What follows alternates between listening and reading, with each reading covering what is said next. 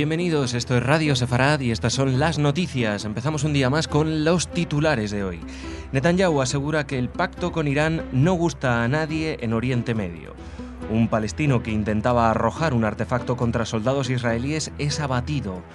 El gobierno de Luxemburgo pide perdón a los judíos por el sufrimiento e injusticias durante la Segunda Guerra Mundial. Interior de España advierte de la propaganda que Daesh propaga no solo a través de sus canales. Estas son las noticias que tenemos preparadas para hoy. En el comentario, Jorge. Hola, Jorge. ¿Qué tal, Jordi? Y luego, ya saben, como siempre, Raquel con la agenda cultural. Pero empezamos en Israel. El primer ministro, Benjamin Netanyahu, aseguró en la conferencia anual de seguridad y política exterior que Irán es más peligroso que Daesh y subrayó que el pacto nuclear que se prevé firmar no gusta a nadie en Oriente Medio.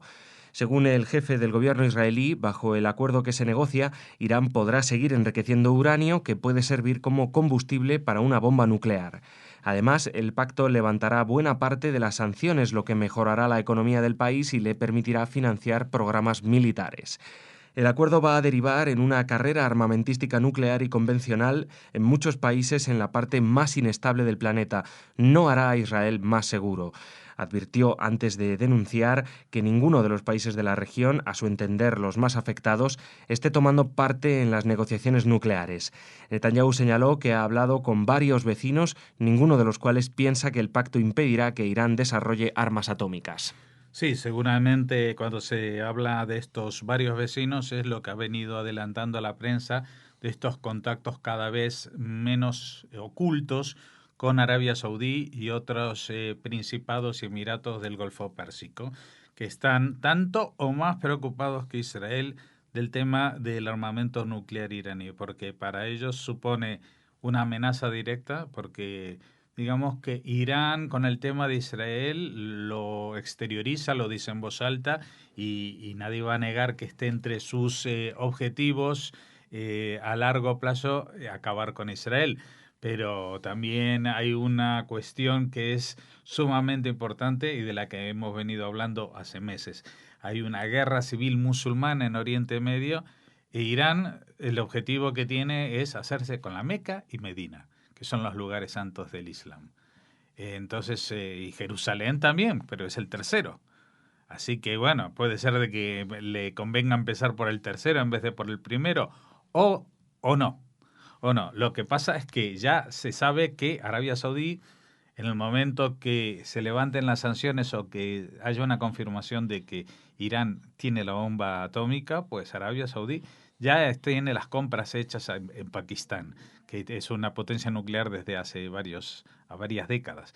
Así que vamos a asistir, como dice Netanyahu, en el lugar más inestable del planeta, una carrera armamentística nuclear sin precedentes y tremendamente peligrosa, porque no solamente figuran en ellas, en esta carrera correrán solamente los estados del mundo árabe, sino también los grupos terroristas que están controlando partes de esos estados. El más llamativo y más conocido es Daesh, que nada impedirá que en alguno de sus avances se hagan también con armamento nuclear, sino con misiles de largo alcance suficiente para tener una bomba sucia, lo que se denomina, o sea, algo que deje un rastro radioactivo que contamine una parte de que aunque la bomba no mate directamente a mucha gente, sí que contamine una zona de un país y que no se pueda volver a utilizar o habitar durante décadas o siglos.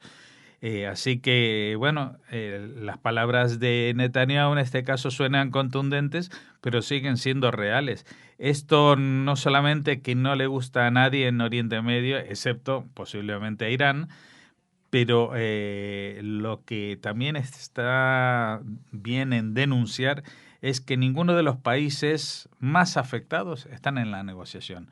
Está Rusia, está China, está Estados Unidos, está Canadá, está Alemania, no sé quién más, son los 5 más 1 exactamente, pero no está ni Arabia Saudí, no está Israel, no está ninguno de los países que están realmente amenazados directamente por este acuerdo, que acabará firmándose dentro de muy poco, porque el tiempo límite es el 30 de junio y estamos apenas 20 días de ello. Seguimos en Israel. Un palestino fue abatido por las fuerzas de seguridad israelíes en el campo de refugiados de Jenin, en el norte de los territorios en disputa, durante un operativo de arresto llevado a cabo por una fuerza de élite de la Guardia de Frontera. El incidente se produjo cuando el sospechoso apareció con un artefacto explosivo e intentó arrojarlo a las tropas. Un soldado se percató de ello y abrió fuego preciso para herirlo. Entonces el artefacto que portaba cayó y explotó, causándole la muerte. Este campo de refugiados de Jenin fue el epicentro de la segunda intifada en el primer lustro de los 2000 y tiene la reputación de ser un foco activo del terrorismo palestino. En un enfrentamiento en 2002 en el área murieron 23 soldados israelíes y 43 terroristas palestinos. El campo está situado en el área A, es decir, bajo la jurisdicción política y de seguridad de la Autoridad Palestina. Sí, en el campo de refugiados de Jenin es una bomba de relojería que está activada por dos factores principalmente. Por la Autoridad Nacional Palestina, que controla la zona y que trata de contenerlos, y por la UNRWA, esta agencia de las Naciones Unidas, que trata de perpetuar,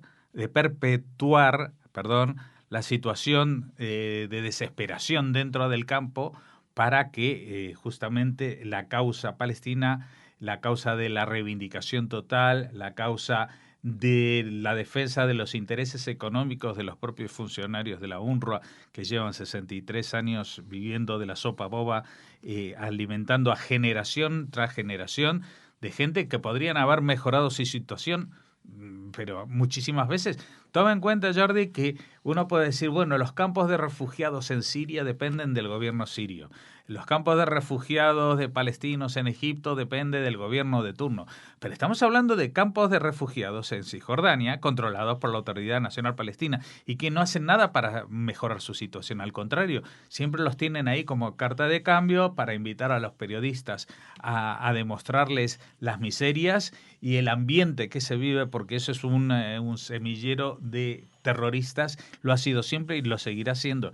Y estos enfrentamientos surgen cuando tienen que ir a hacer alguna detención, se acercan las fuerzas de seguridad israelíes, que ya no son, que actúan en colaboración, ojo, con las fuerzas de seguridad de la Autoridad Palestina, o sea, se combinan y dicen, vamos a entrar a hacer una detención, y entonces los policías palestinos los dejan pasar. No hay ningún problema, porque al fin y al cabo, la Autoridad Palestina también está amenazada por el terrorismo que surge en campos como el de Jenin, insuflados del espíritu antes de Hamas y hoy en día también de Daesh. Así que, bueno, uno de estos se acercaba, pues alguien vio que estaba por lanzarle un artefacto explosivo, le disparó no para matar, pero claro, se le cayó el artefacto explosivo y murió. Así que seguramente alguien hablará dentro de poco de este incidente como uso desproporcionado de la fuerza, porque como ha muerto un palestino, no importa que sea porque él iba armado de una bomba para matar gente. Ese va a ser el titular si es que aparece en alguna página de la prensa en español. Vamos ahora a Europa. El gobierno de Luxemburgo, encabezado por el primer ministro Xavier Bettel, pidió perdón a los judíos por el sufrimiento y las injusticias que padecieron durante la Segunda Guerra Mundial en su territorio. En una declaración conjunta, Bettel y el resto de los miembros de su gobierno recordaron a todos aquellos judíos que se convirtieron en víctimas de las medidas decretadas por los ocupantes, subrayando que pese a que hoy en día se tiene una visión diferente y necesariamente más distanciada de los acontecimientos de aquella época, estos deben ser recordados para sacar conclusiones al respecto contra la intolerancia. Esto nos invita a aprender lecciones de la historia y a mantenernos vigilantes de cara al antisemitismo, el negacionismo y, en general, todas las discriminaciones, dijeron. Luxemburgo fue ocupado por su vecina Alemania, primero durante la Primera Guerra Mundial y posteriormente durante la expansión nazi en la Segunda Guerra Mundial, desde mayo de 1940 a septiembre de 1944, cuando el país fue liberado por las fuerzas aliadas.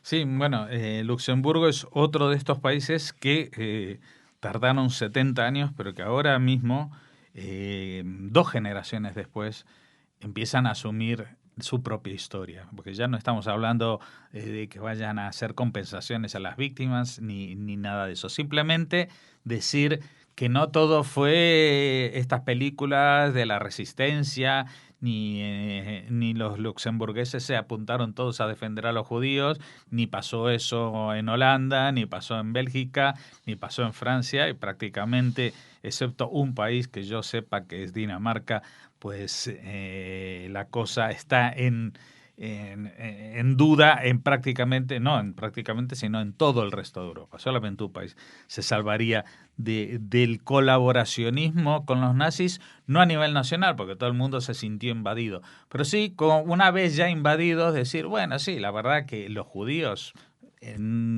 también para nosotros eran un incordio y era un elemento de no natural con la nacionalidad, con lo cual en todos estos países que he mencionado, pero que podríamos extendernos absolutamente por el resto de la geografía europea, veremos cómo cualquier mínima revisión de la historia durante los años de la Segunda Guerra Mundial sacarán a la luz una historia de miserias y de relatos ocultados y de verdades soterradas.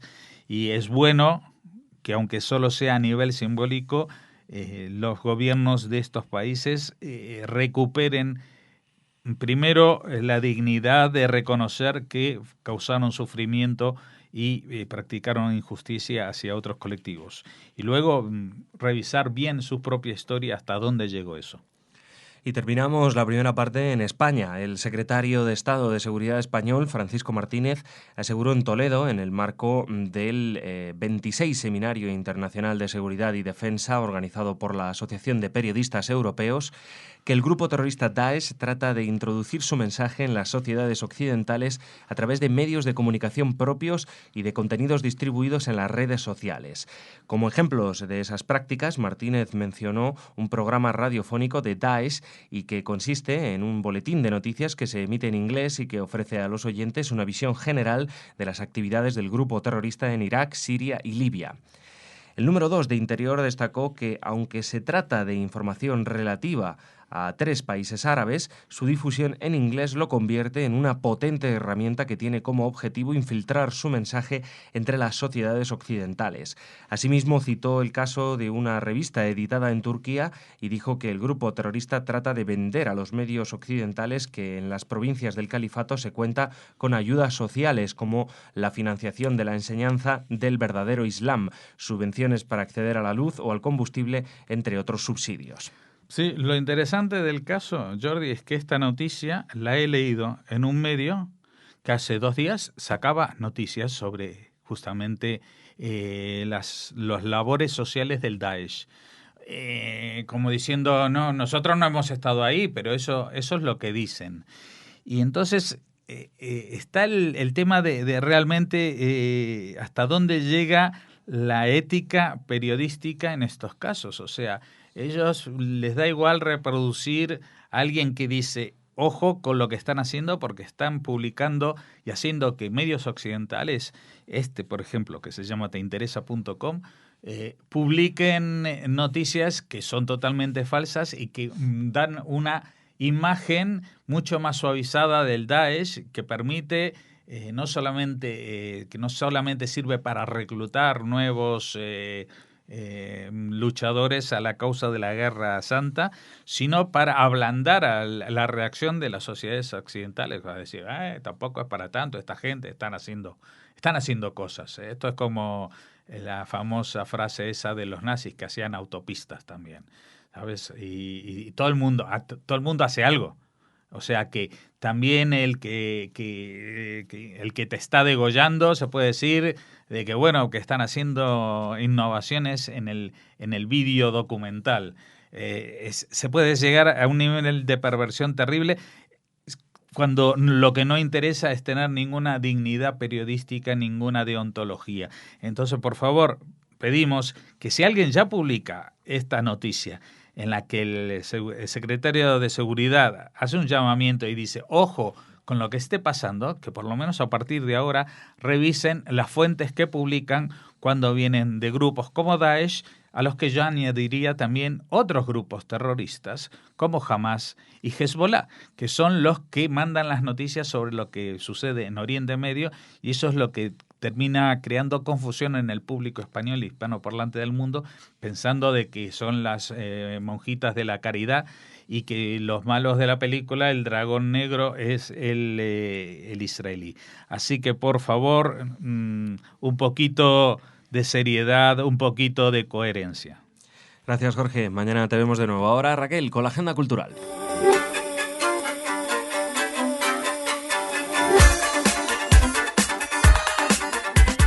Bienvenidos a las noticias culturales. Hola, Raquel. Hola, Jordi. Bueno, culturales, por decir algo, porque la primera noticia de cultura tiene poco. Anticultura, Sí, casi. El famoso más bien. boicot contra los artistas e intelectuales israelíes. En este caso, en Londres, Jordi. Realizadores de películas británicos como, por ejemplo, Ken Loach o Mike Lake, bueno, pues han pedido a través de una carta publicada por The Guardian que se cancele el Festival de Cine y Televisión Israelí de la capital inglesa. Son más de 40 cineastas y artistas los que quieren que los cines detengan las proyecciones de películas israelíes debido a la política gubernamental de Israel en Cisjordania. Según esta carta, la intención de los firmantes no es ahogar a las voces de los cineastas individuales, sino rechazar el apoyo financiero del Estado de Israel. Todo viene, según estos artistas, porque la Embajada de Israel en Londres, en el Reino Unido, bueno, pues financia, patrocina parte de este festival. Entonces, bueno, pues han escrito esta carta y manifiestan su deseo de que se suspenda este festival que se inaugurará, Dios mediante, este jueves. Dicen, se benefician con dinero del Estado israelí. Los cines se convierten en cómplices silenciosos de la violencia infligida a la población palestina. Manifiestan en la carta y agregan que esta colaboración y cooperación es inaceptable. Se normaliza, aunque involuntariamente, que el gobierno israelí realice una opresión violenta, sistemática e ilegal de los palestinos. O sea, el discurso se repite. Y bueno, frente a este discurso, como les decimos, repetitivo e injusto, bueno, pues en un comunicado los fundadores del festival, Anat Koren, Odelia Harush y Patty Hodgman, han comentado que el grupo Curzon, que es el grupo que agrupa los cines donde se van a proyectar las películas, tiene una reputación bien merecida de mostrar lo mejor del cine mundial y que están encantados de que películas procedentes de Israel estén incluidas en esa categoría, ¿no? Dicen también que apoyan y aprecian el apoyo que el gobierno israelí hace al desarrollo de las industrias del cine y de la televisión en Israel y sobre todo cómo les está ayudando en la presentación de la creatividad de este país a los públicos del Reino Unido. También en su declaración, los fundadores del festival dicen que esta iniciativa es un escaparate para las muchas voces en todo Israel, que incluye a los israelíes y palestinos árabes, así como los grupos religiosos y seculares.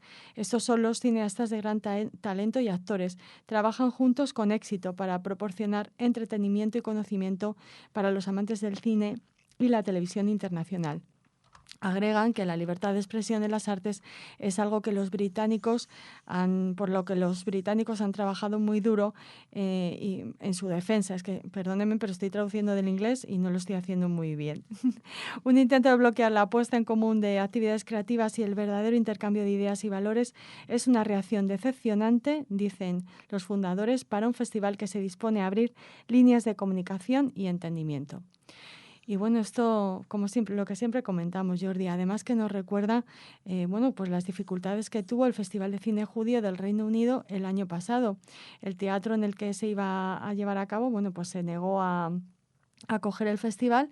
Más tarde cambió de opinión, pero no llegaron a tiempo de defender las películas para el 2014. Y también en el Fringe de Edimburgo el año pasado se tuvo que suspender un espectáculo de la compañía de teatro israelí Incubator, precisamente por eso, porque hubo un montón de pitadas y de protestas y lo suspendieron con la excusa de que se molestaba al resto de shows que se estaban en ese momento mostrando en otras salas, ¿no?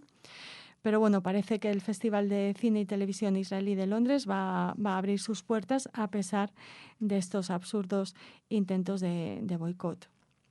Pues nada, actos como estos sin duda ayudan muchísimo a la gente de Palestina, que desde que se boicotean los cines o películas israelíes viven muchísimo mejor. Sí, hay más hospitales en Gaza, más escuelas. Sí. Estas cosas ayudan muchísimo.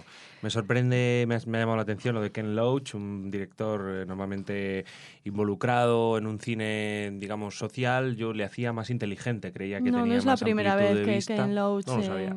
se posiciona. Pensaba que era una persona que no se dejaba engañar por la, por la propaganda facilonga esta. Ya, estaba mal informado, como mucha gente, Jordi. Ya, pero hombre, hay gente y gente, no sé, uno espera que un realizador de este nivel y que ha estado implicado en películas, como digo, con elementos sociales, pues tenga más amplitud de miras, ¿no? Por eso te digo que me decepciona, pero bueno, él sabrá. Bueno, esperemos que reflexione, que Loach y todos los que han firmado esta carta. A lo mejor consigue que su próxima película tenga más visitantes, que es lo único que quiere. Desde luego, como es políticamente correcto estar en contra de Israel, pues habrá mucha una buena gente imagen. Bueno, pues nada. Vale, pues ojalá que salga adelante este festival. Por supuesto. Y nada, sigamos. Seguimos nosotros adelante en la agenda cultural hablándoles de la presentación que tendrá lugar este 11 de junio a las 19:30 en el Centro Didáctico de la Judería. Berta Tabor presenta su libro El Ángel del Olvido, que además está situada, uno de los puntos de la acción, uno de los puntos geográficos de la acción es precisamente Segovia.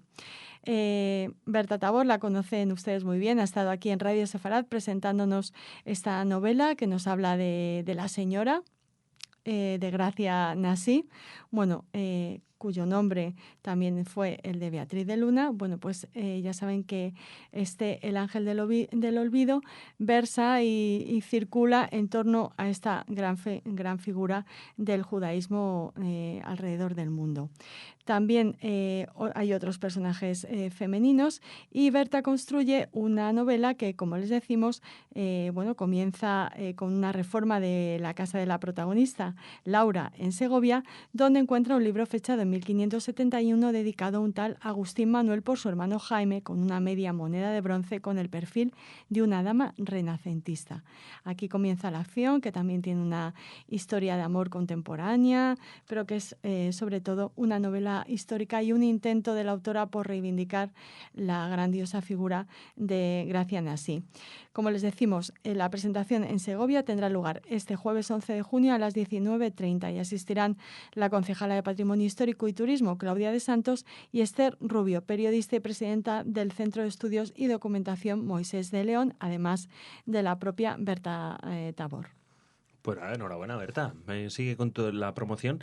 Y la historia de Gracia Nassí es espectacular, ¿verdad, Raquel? Nosotros hemos dedicado algún programa a ella y también y es una súper mujer, ¿no? De hace un montón de años y como, no sé, una mujer con una vida fascinante, ¿no? Una mujer valiente y comprometida con su pueblo y con los que la necesitaban. Viajera, atrevida, además que, bueno, no sé, que si en aquella época, ¿no? Se enfrentó a emperadores, a papas, no te voy a decir feminista, porque sí, quizás sonaba, ¿no?, como de otra época, pero desde luego era pues difícil tener referentes de mujeres en aquellas épocas donde las mujeres, la sociedad no les dejaban hacer nada, ¿no? Salvo alguna reina que había por ahí, pero vamos, o sea, que es una figura sensacional. Pues nada, que tenga mucho éxito su libro. Y ahora acabamos brindando, pero en forma de exposición. L'Echaim es el título de la exposición de la que les hablamos, que se presenta en Logroño, en la capital de La Rioja, y su lema es L'Echaim, el vino en la cultura y la religión judías. Estará hasta el 27 de junio en la Fundación Caja Rioja y la Fundación Vivanco, que colaboran en la organización de esta exposición. Es una serie de... estas dos fundaciones se han unido para realizar una serie de colaboraciones conjuntas y han elegido esta exposición para mostrar cómo la cuenca mediterránea ha sido pródiga en pueblos, culturas y creencias que han tenido y tienen una fuerte vinculación con el vino. El pueblo de Israel, ya desde los tiempos bíblicos, ha visto en el vino un alimento, pero también un testigo de bendiciones y pactos renovados.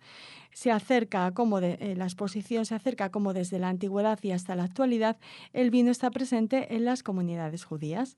La muestra se articula en torno a 4 aspectos: la vid y el vino en la Biblia, el vino en la ley judía, el vino kasher, el kiddush, la ceremonia que hace del vino un elemento central de los ritos religiosos del hogar y de la sinagoga, y el vino en la sefarad medieval. Así que nada, brindamos por esta exposición L'Ehaim y les invitamos a acompañarnos en este brindis y a que vuelvan mañana, Jordi, a escuchar estas noticias y esta agenda cultural. Pues sí, Raquel, qué rico está el vino cuando está rico y bueno, también cuando está rico le deja a uno mejor cuerpo al día siguiente. Eso no cabe duda. Si no se bebe en exceso, ¿no? Bueno, incluso bebiendo en exceso hay vino que es tan bueno que al día siguiente ni lo notas. Estás estupendo, ¿no? A veces es el matiz. Hay gente que me dice, bueno, yo no tengo tan buen paladar como para distinguir un buen vino de uno malo. Espérate mañana. No es paladar, es en la cabeza. Bueno, pues nada, Raquel, gracias. Hasta mañana, Jordi.